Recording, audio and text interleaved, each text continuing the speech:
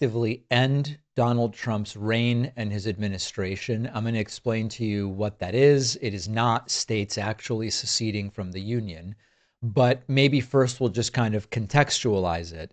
There's this term national divorce that's often used. It's every few months. It usually is heard from a Republican elected official or like a right-wing influencer. And they have this imaginary idea of a red utopia where the red states courageously and powerfully secede from Washington, D.C.'s tyranny.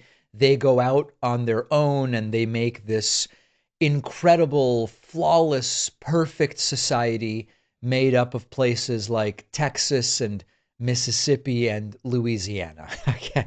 You be the judge as to whether that would work or what that would look like. But there's this reality we usually come up against, which is actually seceding from the Union is very difficult. The U.S. Constitution doesn't provide a legal pathway for states to leave the Union. The Civil War and the Supreme Court case, Texas v. White, in 1869, sort of attempted to settle this matter, which is states can't unilaterally secede. Texas can't say, we're out of the United States, and with that declaration alone, be out of the United States. Now, even if they could, even if states unilaterally seceding was a thing, the logistics would be very difficult.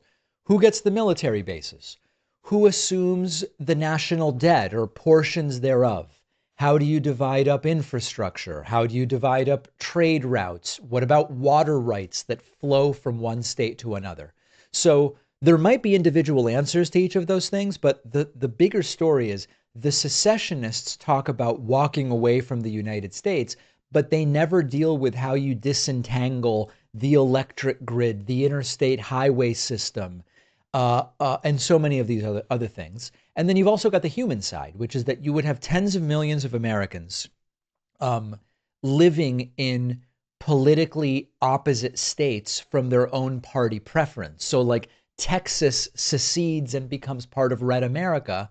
But what about Austin? The people in Austin certainly would rather be part of the blue America rather than the red America that their state becomes a part of. So then what about population swaps? It's chaos. The point I'm trying to make here is it's complete and total chaos, even if it could be done. But that's what gets us to what is being now referred to as a soft secession. Nobody needs to secede formally, but blue states could just stop paying for everybody else. Now I'm going to explain it, and the math is very, very brutal. For decades, blue states, many blue states, have been net donors to the federal government. What does this mean? They send in more in federal taxes than they get back in federal spending. For red states, on average, the opposite is true. Red states, on average, are net takers. They rely on Washington, D.C. to fund basic services subsidized by mostly blue states. So like, for example, in 2022, New Jersey, for every dollar it sent to the federal government, New Jersey got back only 91 cents. In other words, New Jersey would be better off not doing any of that. Now, this puts aside infrastructure and intangibles, but just on a purely financial basis, New Jersey would be better off not doing it. New York got 93 cents for every dollar it sent in. California got 99 cents for every dollar, which is close, but California is so huge that that 1 penny difference actually makes a very big deal. Now you look at the other end of the spectrum, Mississippi, this is just nuts. Mississippi received $2.53 for every dollar it sent to the federal government. West Virginia got $2.36. Alabama got $2.02. So the point here is red states are keeping their lights on, not with their own tax base. They're running on subsidies paid for by the very blue states that they despise and that they want to insult because of the Democratic governor and the Democratic mayor and so on and so forth. So a soft secession essentially means the donor states back out of the deal. They fix the glitch, to take a phrase from the movie Office Space. They could decline to administer certain federal programs. They just go, we're not going to participate. Money's not going out. Money's not going in. They could reduce their participation in competitive grant programs. They could design state policies that make federal aid less necessary. And you could frame all of this in sort of like local control language. You don't even need to do a big declaration. You don't need fireworks. You don't say it's because of Trumpism. You just slowly shift money and dependence away from Washington, D.C. This would devastate the red states.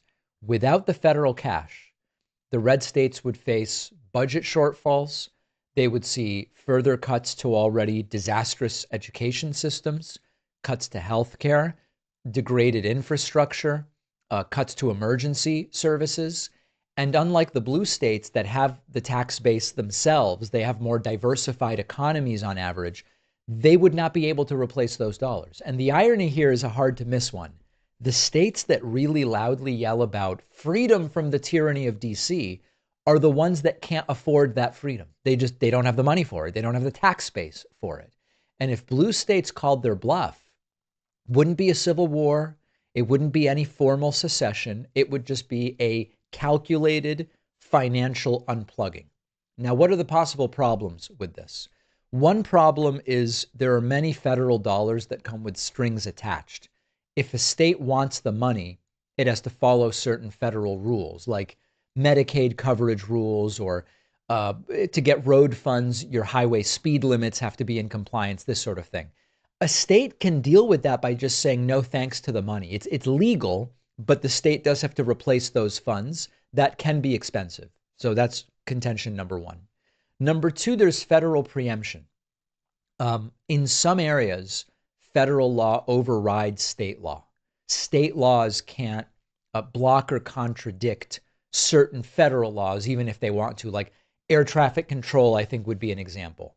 The workaround is even if the blue states can't stop the program itself, they can refuse to run it, or they can just refuse to do any enforcement. Now, there's no doubt that this is messy and chaotic, but this is what could be done. There's also like interstate compacts. These are federal programs that involve deals between multiple states, water sharing, for example, rail systems, disaster planning to some degree. If you drop out of that, you might be in violation of those agreements. Well, then you've got to negotiate some alternative. So there's no question that there is complexity here. It's far less complicated than actual secession, and this would ruin the red states and presumably put Trump and his administration in a position to have to change their tune. Is there an appetite for this? Is it doable in the 3+ years that are left of Trump's term? Those are all reasonable questions, but this is the idea of a soft secession. I want to hear from you. What do you think? A pending Supreme Court case could strip our Fourth Amendment rights and allow immigration agents to come into our homes for any reason, no probable cause needed, all while Republicans try to twist things so that you think this is all great for America. This should be the biggest story in the US right now, but it's almost impossible to keep up with the millions of moves that Trump is making every single day. That's why Ground News exists. Ground News is an app and website that exposes the blind spots and spin before it takes control of our opinions. Ground News is the smarter, more reliable way to stay informed when MAGA is banking on us getting distracted. I'm partnering up with Ground News to give you 40% off the same Vantage plan that I use. So you'll pay only $5 a month for all of their premium features. Just go to ground.news/Pacman or use the code Pacman in the app when you sign up. The link is in the description or scan the QR code.